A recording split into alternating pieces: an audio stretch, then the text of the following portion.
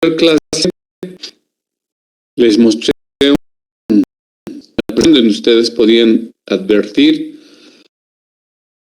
los 3 tipos de flujos de caja que nos interesa desarrollar, que el primero era el proyecto de caja, el flujo de caja del proyecto en sí mismo, que en pocas palabras implica ejecutar el proyecto con recursos al 100% propios. El segundo flujo de caja, decíamos, es del financista o flujo de caja financiado, que en resumidas cuentas implica ejecutar el proyecto con un préstamo. Y el tercer flujo de caja viene a constituir el flujo de caja del propietario o del accionista, donde el flujo de caja debe contemplar el pago de los dividendos. En este sentido, para que cerremos los cuadros que hemos elaborado, vamos a elaborar el denominado flujo de caja accionista,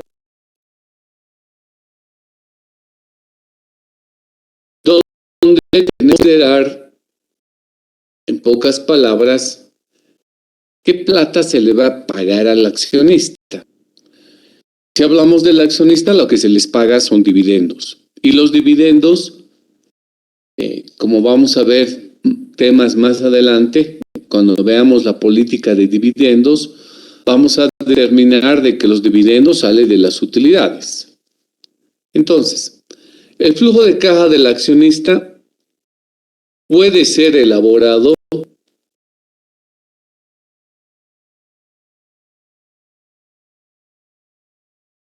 a partir de 2 escenarios base. El primero es que este puede ser elaborado a partir del flujo de caja del proyecto en sí mismo. Ese es un escenario. Es decir, si el proyecto va a ser ejecutado con recursos propios, ya sabemos cómo elaborar el proyecto, ¿no? Entonces, sobre esa base se puede añadir una línea más al flujo de caja para que sea el flujo del accionista. Y el otro escenario es que el flujo del accionista puede ser elaborado a partir del proyecto con financiamiento.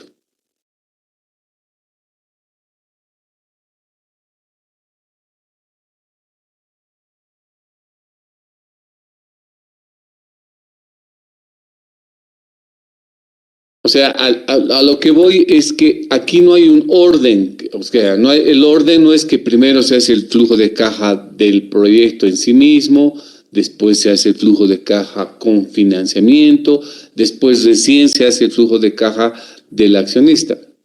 No. Podemos tener el flujo de caja del proyecto en sí mismo y también ahí añadirle el flujo de caja del accionista. No hay problema.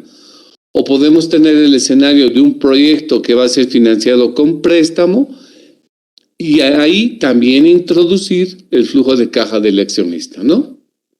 Entonces, no es un requisito que sea, digamos, siempre se hace sobre el flujo de caja del financiamiento o siempre se hace sobre el flujo de caja del proyecto en sí mismo.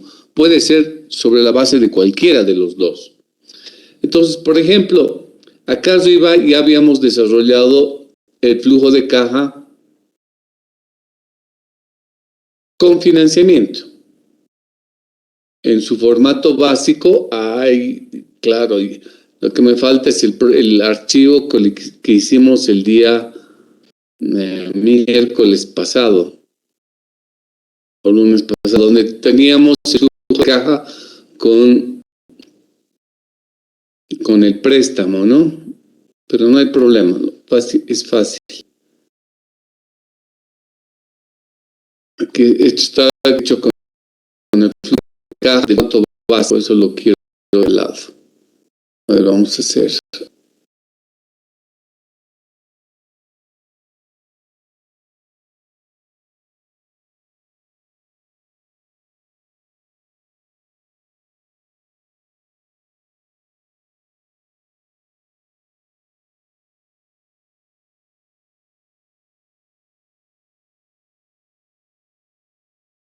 Porque habíamos elaborado el flujo de caja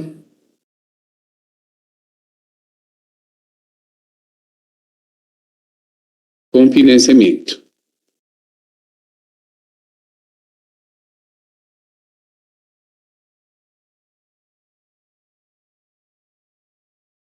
Y comprendía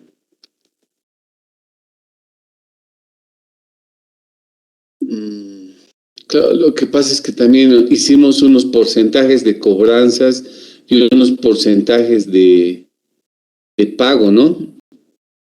A ver, espérenme un minutito a ver si lo puedo ubicar ese archivo.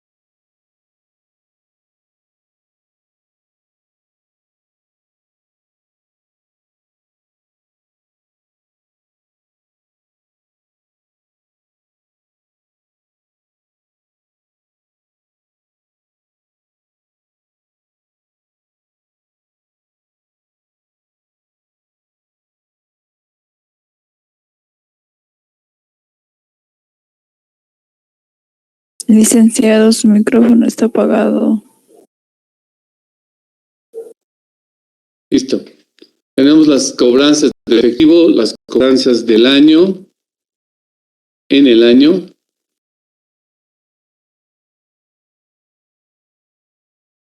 Luego habíamos hecho las cobranzas en el siguiente año.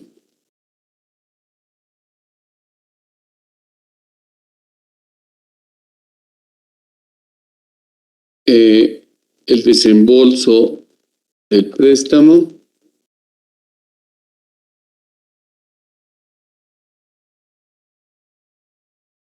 Y un total de entradas de efectivo.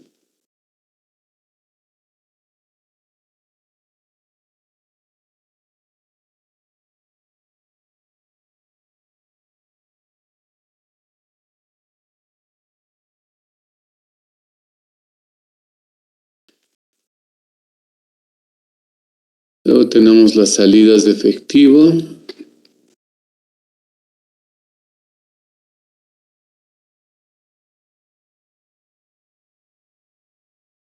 Y habíamos colocado pagos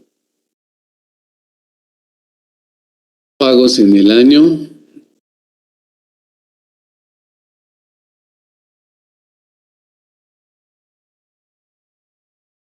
¿De quién? De el costo de ventas, de los gastos administrativos,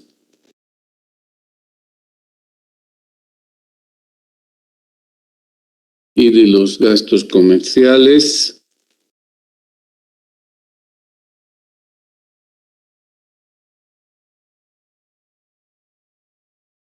Esto lo habíamos abierto en 2, creo, ¿no?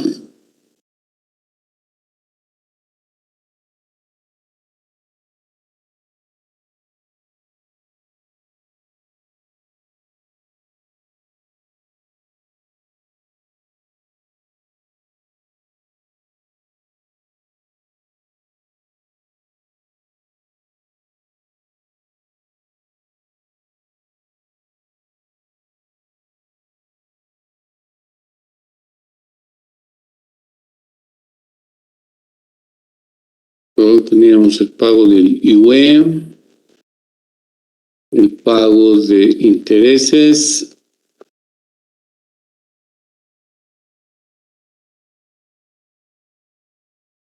el pago de capital,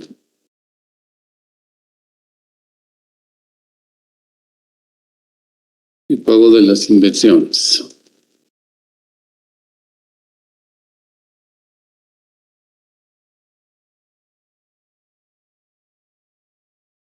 Finalmente tenemos salidas de dinero.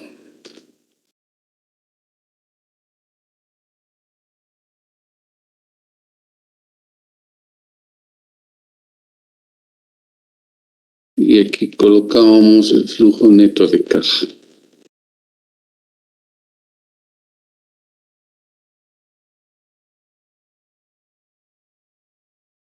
Bien. ¿Cómo cobrábamos? Teníamos unos porcentajes, ¿se acuerdan? Primer año es 85%, creo, ¿no?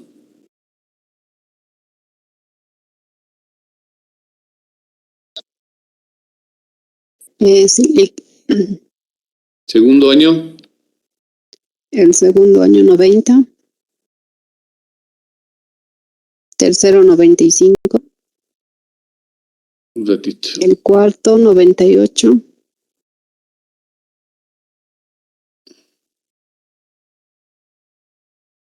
85, 90, 95, 95, 98, ¿ya? 100, los últimos 2 años. Y los pagos de los costos y gastos, ¿cuánto teníamos? 90% en el mismo año y en el siguiente año el 10%. Para los 6 años, Solo los 10, sí, es para los 6 años. ok. Y en el año 6 el 100%. Listo. En la política de cobranza también dijo que la diferencia no son cobrados en el... Implica que la diferencia, o sea, no van a ser cobrados. Ah, no íbamos a De- cobrar. Ya, entonces no teníamos cobranzas en el siguiente año. Sí, Después, el desembolso del préstamo era 510, ¿no? sí.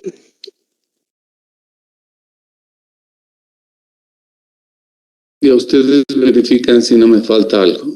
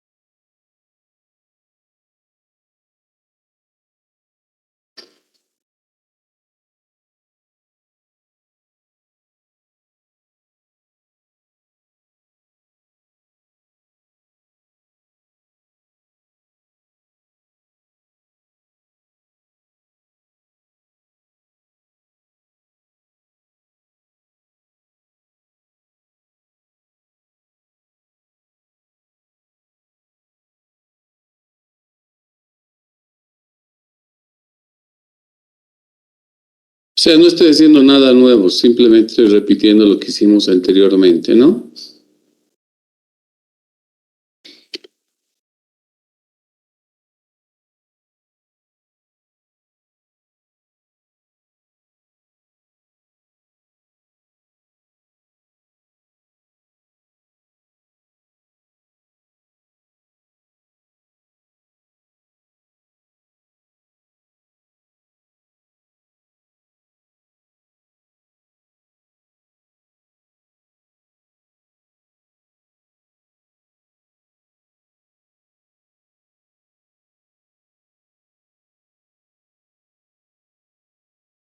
Ahora sí, confirmen sus valores, por favor, si estamos bien.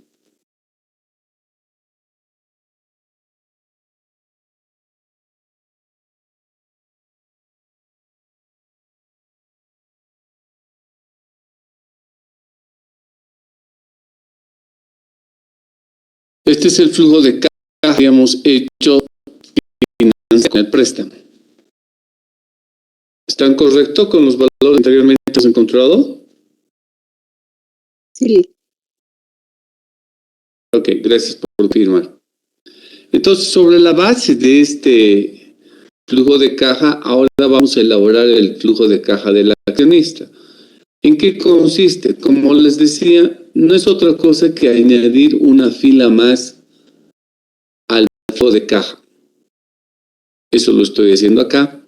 Y aquí voy a poner una línea que diga pago de dividendos.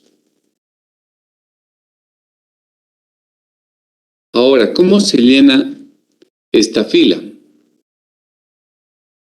En la empresa tiene que haber una política de dividendos. ¿Qué quiere decir? Las reglas de juego con lo que se les va a decir a los accionistas, de esta manera se les va a pagar dividendos o no se les va a pagar, también es otra opción. Entonces, primer tema, dividendos solo se saca cuando hay utilidades. Si no hay utilidades, no se paga dividendos. Por lo menos los dividendos comunes, los dividendos preferentes, como vamos a ver más adelante, sí se tienen que pagar.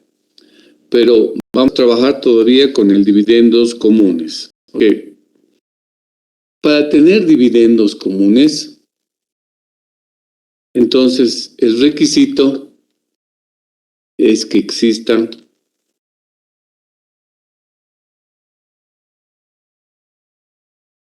utilidades. Porque si no hay utilidades, no es posible pagar dividendos. Entonces, para saber si tenemos utilidades o no, ¿qué tenemos que hacer? Simplemente tenemos que fijarnos en el estado de resultados. Y en el estado de resultados vemos de que solamente en los años 5 y en el año 6 hay utilidad. Después no hay. Entonces, solamente en estos 2 años deberíamos prever pagar dividendos. Ahora, hay distintos tipos de política de dividendos que más adelante vamos a aprender. Para el caso, simplemente vamos a adoptar una política de dividendos de decir que vamos a pagar un porcentaje de las utilidades. ¿Ok? Entonces, ¿en qué consiste nuestra política? La vamos a formular, vamos a pagar el 30% de la utilidad neta. De esa manera vamos a calcular los dividendos. Esa es nuestra política. Entonces, si esa es nuestra política, vamos a colocar en el flujo de caja esos dividendos. ¿Cómo? Yo ya sé cómo. Es pagar el 30%, 0.3 de las utilidades. Pero como dijimos, no vamos a tener utilidad ni en el año 1 al 4, solo vamos a tener del 5 al 6. Entonces, en el flujo de caja, solo va a aparecer ese flujo destinado a pagar dividendos en el año 5 y en el año 6, cuyos importes son las cifras que ustedes están viendo. Esto representa el 30% de la utilidad neta del año 5 y del año 6. En los otros años no vamos a tener nada. ¿Por qué? Porque no tenemos utilidad. Entonces no pagamos nada al accionista. Entonces ahora en el conjunto de salidas de dinero tenemos que incluir esta fila más que es el pago de inversiones para que forme parte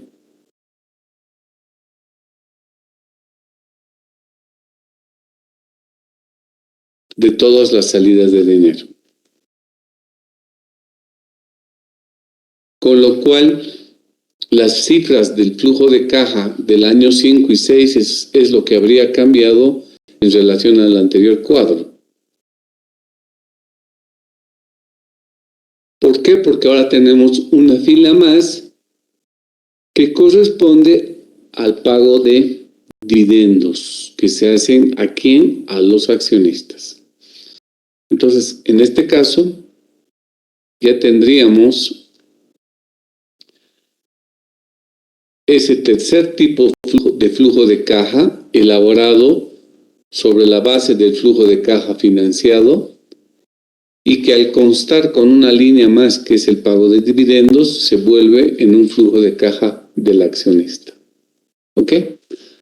¿Se entendió entonces la manera en que estamos introduciendo, señores, las obligaciones con los accionistas, que sería el pago de dividendos? Lo habríamos hecho con una línea adicional y solamente para los años 5 y 6, porque en el resto de los años no tenemos utilidad.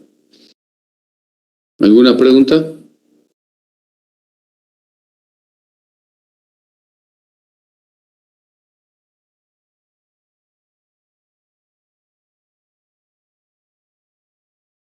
Entonces les decía que ustedes pueden trabajar sobre el flujo de caja del proyecto en sí mismo o como hicimos ahora, sobre el flujo de caja financiero. Eso es indistinto, no hay problema. Lo importante es de que cuando hablamos del flujo de caja del accionista aparezca esta línea que significa el pago de dividendos. Esa es la diferencia. Espérenme un minuto.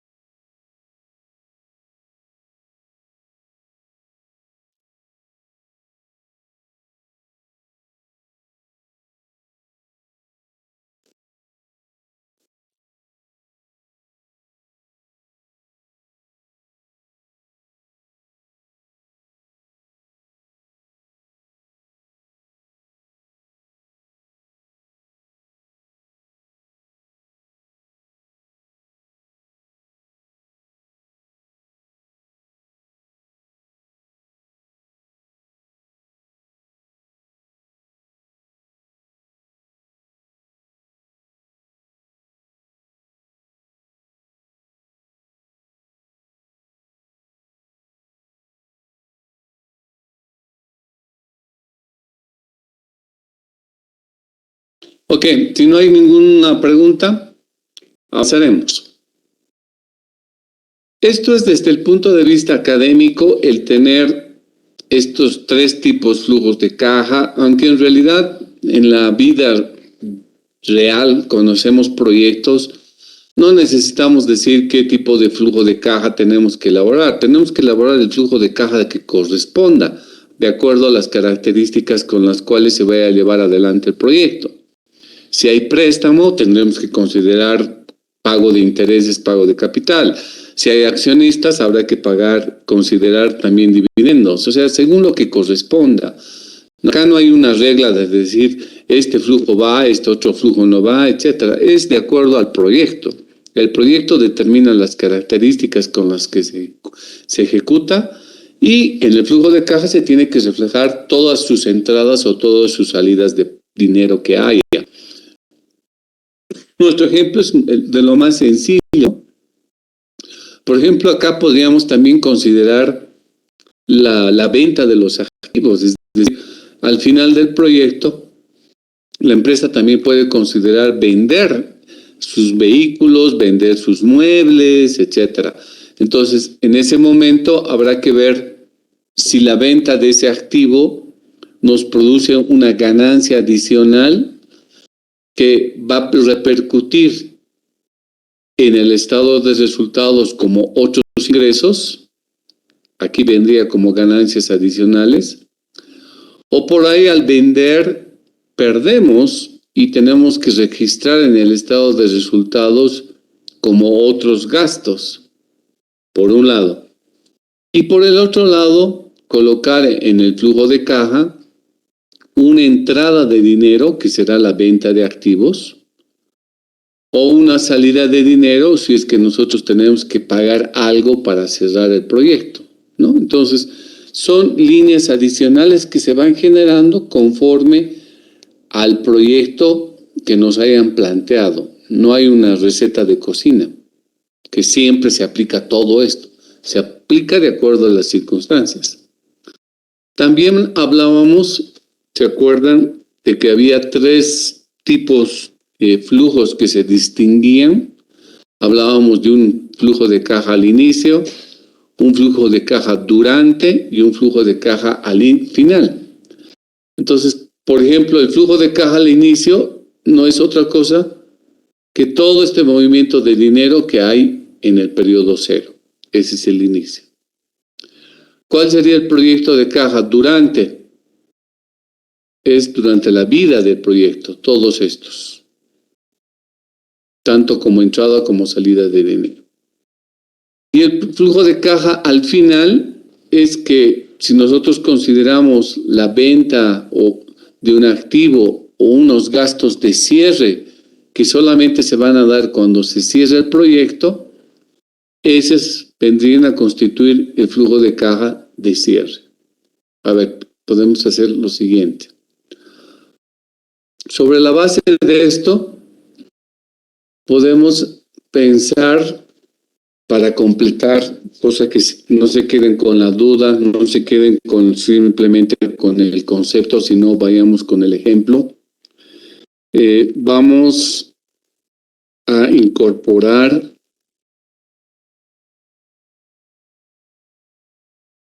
lo siguiente en el proyecto. Número 1. Creo que el proyecto tenía vida útil, no me acuerdo si tuvimos vida útil. Aquí está, 10 años, vida útil 10 años. ¿No? Claro. Entonces vamos a considerar primero que el proyecto tiene una vida útil de 10 años, ¿no? Y producto de eso habíamos calculado su depreciación dividiendo los 810,000 entre 10. Entonces nos daba 81,000 de depreciación y en función a eso vamos a decir que la maquinaria es objeto de venta al terminar el año 6.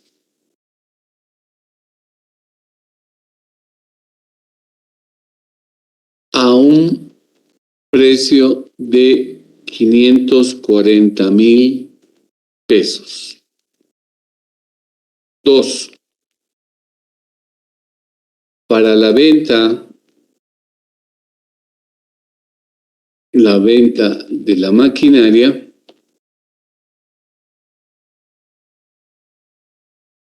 se tuvo que erogar la suma de 3,500 pesos para su pintado y arreglo.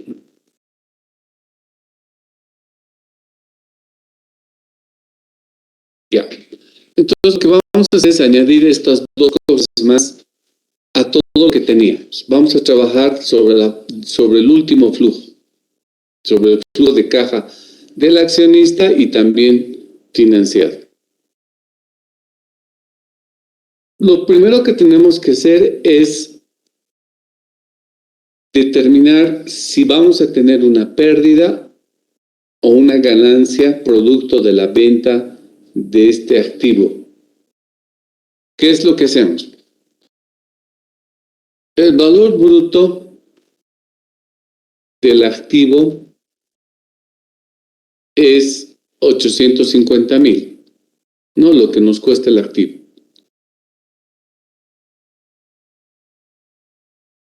La depreciación acumulada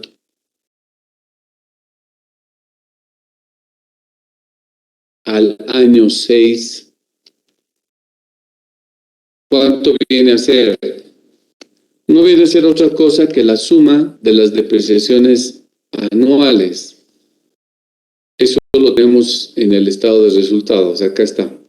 La depreciación anual de los 6 años es 85,000 por año. En los 6 años se ha depreciado 510,000. ¿Hasta aquí estamos bien? ¿Me están siguiendo de dónde sacó cada cifra? Sí, licenciado. Por lo tanto, el valor neto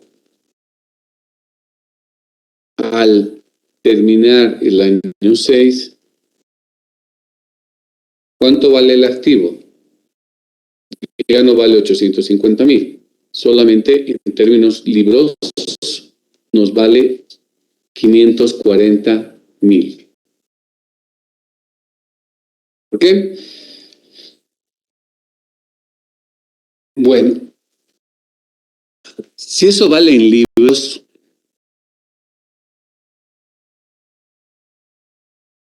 ¿qué podemos decir ahora que estamos procediendo a vender el activo a 540,000?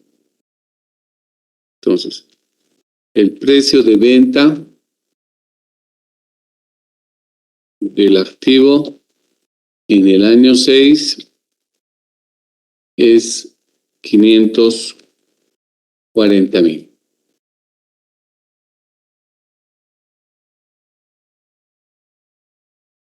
Entonces, nosotros tenemos que proceder a dar de baja ese activo, ¿no es cierto?, en libros contables, el momento que lo damos.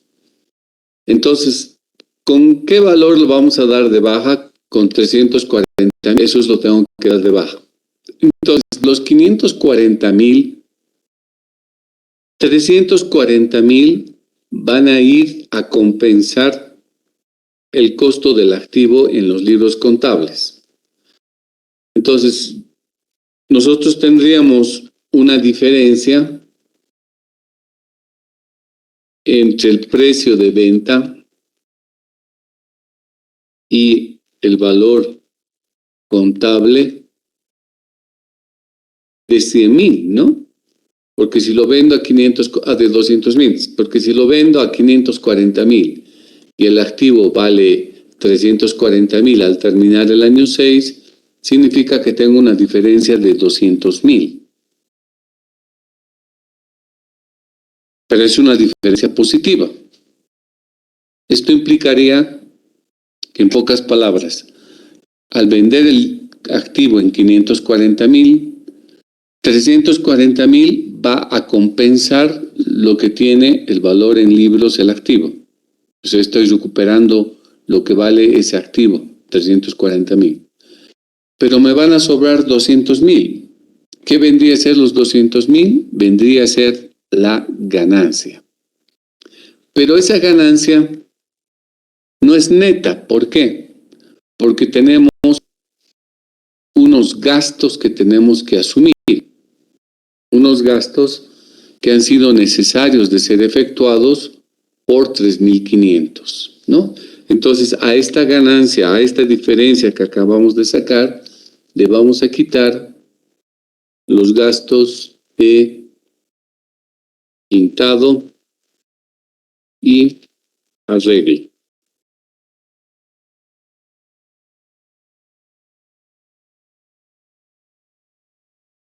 Y eso suma 3,500.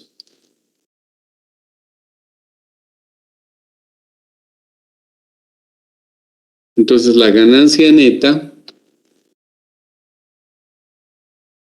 vendría a ser solo por 196,500. Esa sería nuestra ganancia neta. ¿Me entienden cómo estamos sacando estas cifras? Primero hacemos una evaluación del valor que tiene en libros el activo frente al precio que estamos vendiendo. Entonces, si recibimos 540,000, 340,000 va a compensar el valor en libros que tiene el activo y me sobra 200. Si me sobra 200 significa que hay una ganancia. Pero si me faltara, por ejemplo, ¿qué pasaría si lo vendemos no a 540,000? Si lo vendo a 280,000. ¿Qué sucedería en ese sentido? Ahí tendríamos una diferencia de menos 60,000. Significaría una pérdida, no significaría una ganancia. ¿Ok? Pues volvemos a la situación inicial. Entonces, estamos obteniendo 200,000 de ganancia al haber hecho la transacción. Pero le tengo que afectar por 3,500 más porque yo estoy gastando en algunos arreglos que tengo que hacer al activo antes de venderlo.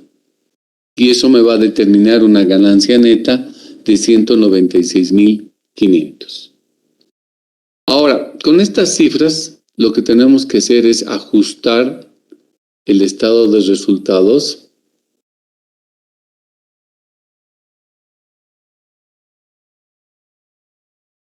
porque aquí hay unas transacciones que implican otros ingresos y también necesitamos ajustar nuestro flujo de caja.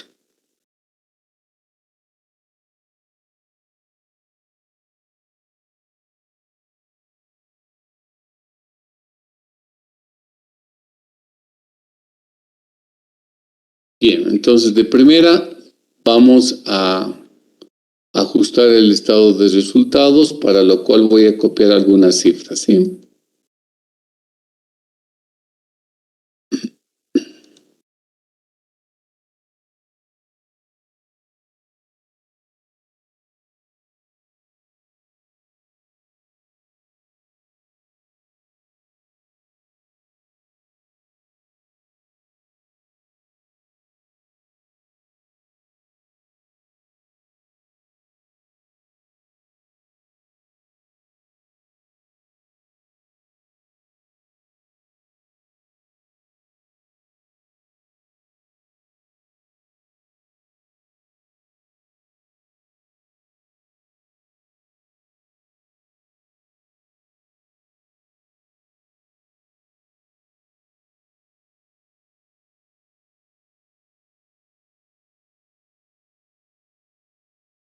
Ya he copiado el estado de resultados como estaba. Lo mismo voy a hacer con el flujo de caja.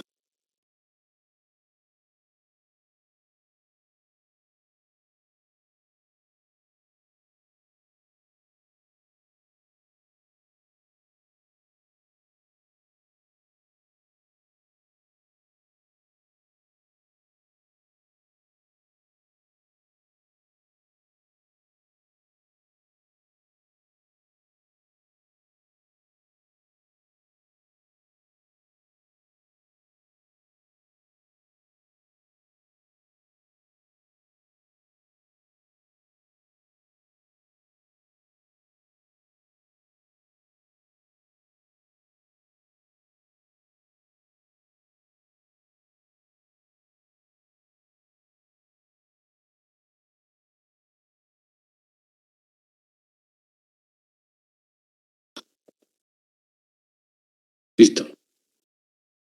Ok, ahora vamos a introducir esta variación que hemos señalado respecto a la venta del activo fijo.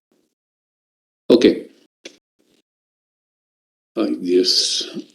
Un segundito.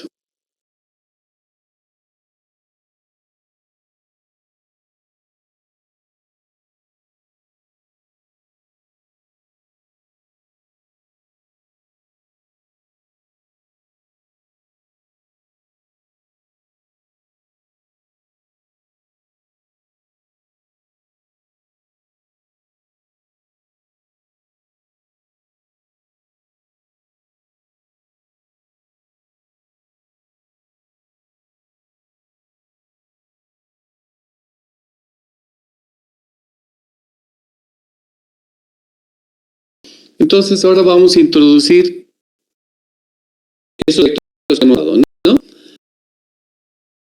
Vender un activo recurrente no es parte de todos los días. Lo hacemos de manera excepcional. Por eso es que no podemos colocar en la línea de ventas en el estado de resultados, porque esas ventas son de la razón de ser de la empresa. Los objetos, los bienes o servicios que normalmente tenemos en la empresa. Entonces no lo podemos clasificar como un ingreso operativo. Es un ingreso no operativo. Pero no colocamos en el estado de resultados los 540,000 que me están pagando, sino solamente la ganancia. Entonces vamos a colocar aquí en los otros ingresos, voy a poner así, ganancia por la venta de activo.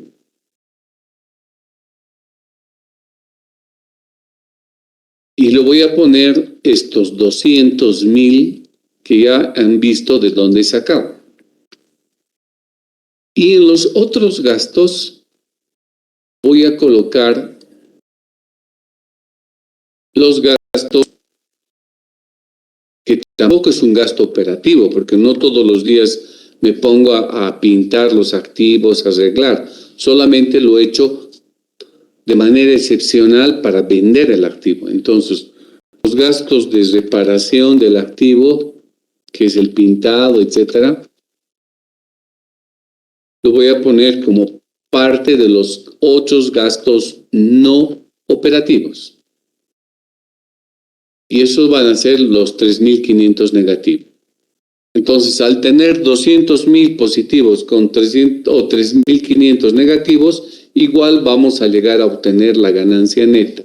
Solamente que para efectos de exposición estamos colocando en el estado de resultados en forma separada. Ok. Sobre esta base, ahora verificamos que estén haciéndose las operaciones correspondientes, es decir, a los resultados operativos de 9,000 le tengo que añadir 200,000 y tengo que quitarle 3,500. Entonces ya nos da un resultado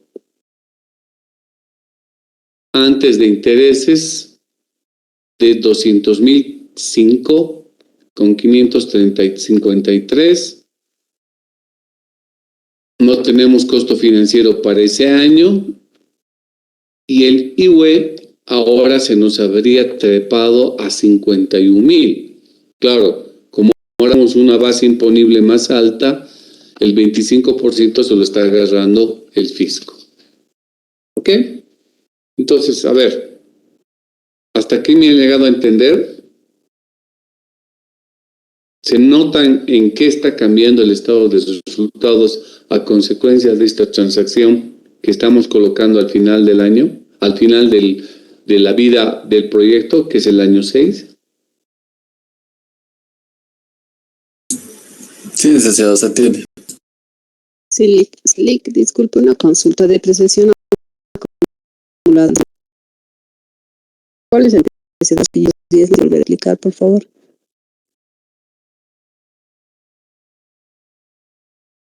La depreciación acumulada al terminar el año 6 no viene a ser otra cosa que las 6 depreciaciones anuales que tú habías registrado en tu estado de resultados.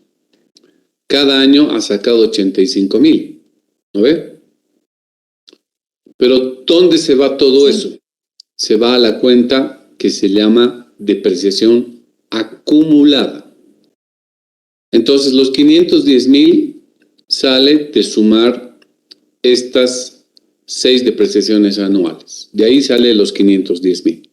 ¿Ok? Entonces, cuando termine el año 6, ¿cuál es el valor bruto del activo? Los 850,000. ¿Cuánto se ha depreciado el activo? 510,000. Entonces, ¿cuál es su valor neto? La resta entre el valor bruto menos la depreciación acumulada. Me sale 340,000. ¿Para qué hacemos esto? Para saber si cuando vendemos el activo en 540,000, el proyecto está generando alguna ganancia por la venta del activo o estamos perdiendo al vender el activo. Para eso hacemos. Entonces, comparamos el precio al cual tú vendes el activo, 540,000, frente al valor que tienes en libros el activo. Entonces, si restas 540,000 menos 340,000, te sobra 200,000. Eso te permite decir que ha habido una ganancia cuando lo has vendido tu activo. Si te hubiera dado un número negativo, te hubiera dicho una pérdida en la venta del activo. Y si ese fuese el caso, no hubiéramos colocado aquí como otros ingresos. Hubiéramos colocado como otros gastos pérdida por la venta de activo, junto con la pérdida o junto con los gastos de la reparación del activo. Ahí hubiera vendido 2 filas, pero en otros ingresos no hubieras tenido nada. ¿Ok? Ese sería el tratamiento en el caso de que hubiéramos perdido al vender el activo. ¿Te queda claro entonces tu pregunta sobre la depreciación acumulada? Sí, Lick, muchas gracias. Lo estamos calculando solo al año 6. ¿Por qué? Porque en el año 6 se está cerrando el proyecto y en el año 6 estamos vendiendo el activo.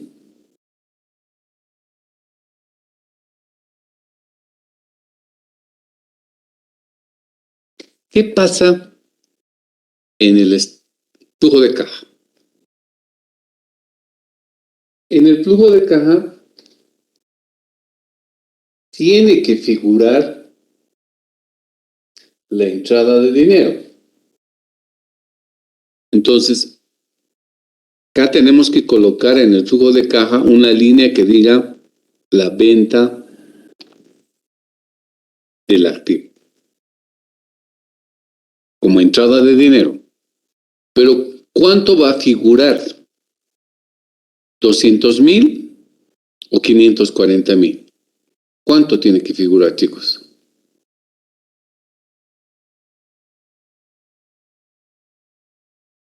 En el flujo de caja.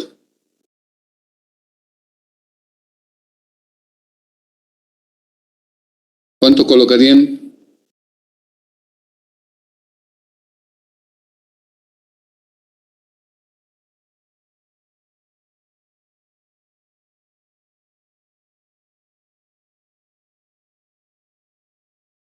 A ver, alguien que diga, aunque sea una basada, pero que alguien conteste. El silencio no es respuesta.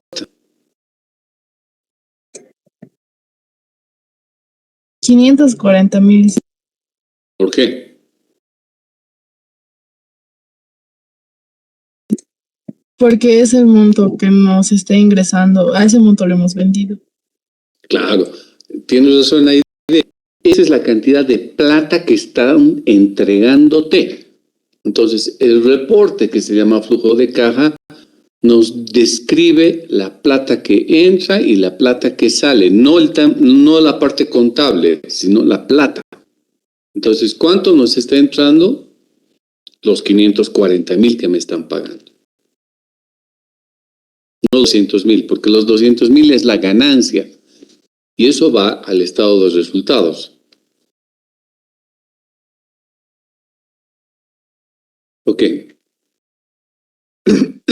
Pero ahora, en las salidas de dinero, ¿qué nos falta hacer?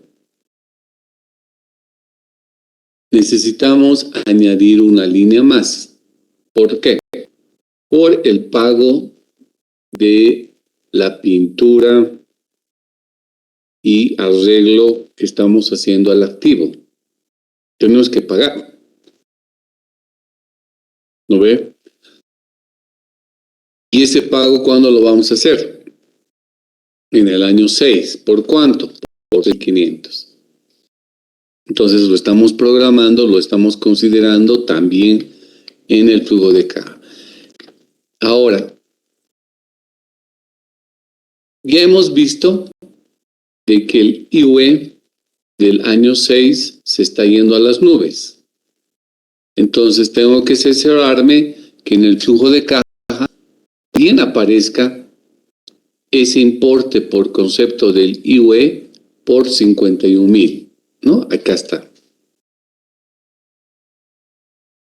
Ahora, ustedes me dirán, ¿y por qué no está apareciendo la ganancia? No me interesa, ¿por qué? Porque en el flujo de caja ya está figurando los 540,000 y para determinar si ha habido ganancia o no, lo que hacemos es comparar con el valor contable, eso sí. Pero para el flujo de caja, al considerar los 500,000, 540,000 como entrada de dinero y 3,500 como salida de dinero, ya implícitamente estoy absorbiendo los 200,000 de ganancia y los 340,000 producto de la venta del activo. Ya lo estoy monetizando todo eso.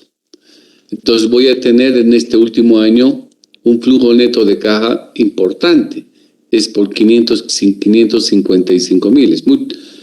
Es alto el flujo de caja del último año. ¿Por qué? Porque lo hemos vendido el activo. ¿Qué? Entonces, estos serían los ajustes que ustedes necesitarían hacer en el caso de que se vaya a vender el activo en el último año. Uno es el tratamiento contable y el otro es el tratamiento financiero que lo tienen que hacer en su flujo de caja. ¿Preguntas?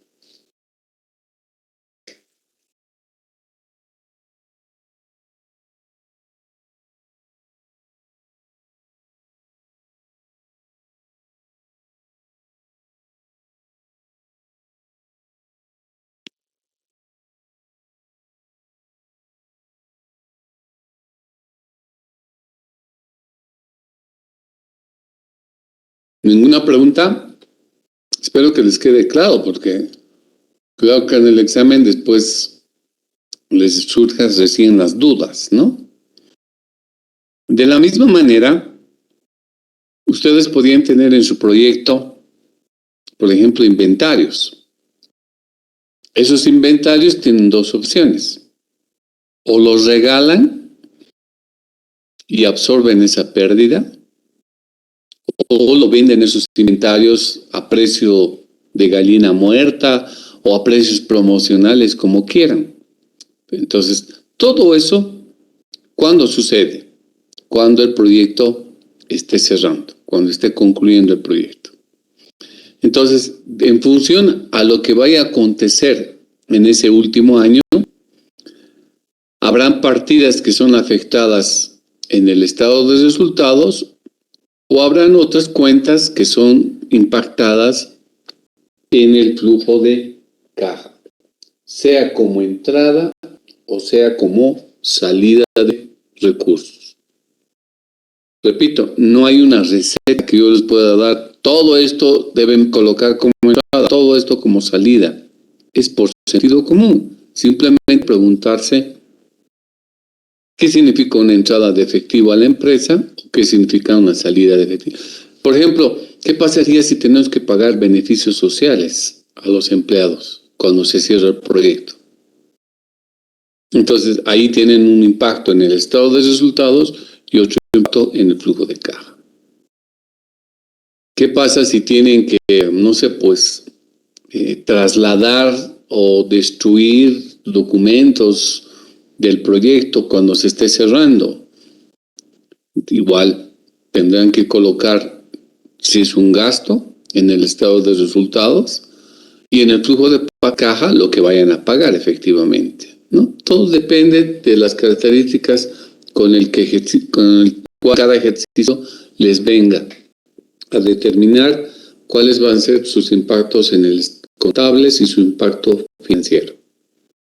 Bueno, a nosotros lo que nos interesa, sí, tiene unas preguntas.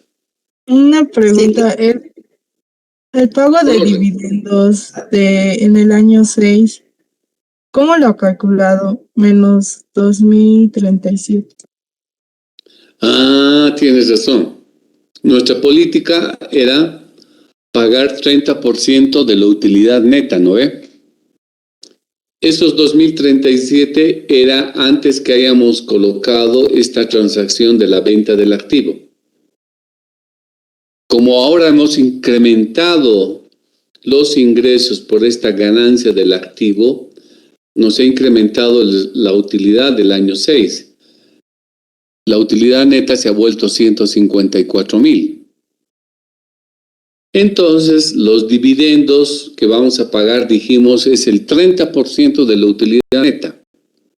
Entonces, el dividendo ya no va a ser lo que era antes, sino va a ser 30% de 154,000. Va a ser 46,000. Y con signo negativo, porque esto es lo que vamos a pagar al accionista. No sé si al preguntarme te estabas yendo por esta línea o por casualidad me has preguntado, pero tu pregunta me dio luces para ver que la necesidad que teníamos que ajustar el pago de dividendos también, ¿no?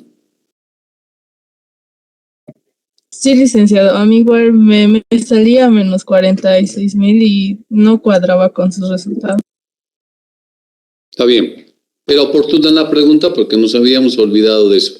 Como hemos copiado las cifras del anterior flujo de caja, no es nomás copiar, ¿se dan cuenta? Hay algunas cosas que hay que tener cuidado. Había otra muchacha más que quería preguntar. Perdón, Nick, sí era lo mismo. Eso justamente quería decirle. Ok. A ver, como parte del control, voy a ocuparme en estos días de elaborar un ejercicio para que me elaboren un flujo de caja con un ejercicio bastante completo, ¿ya?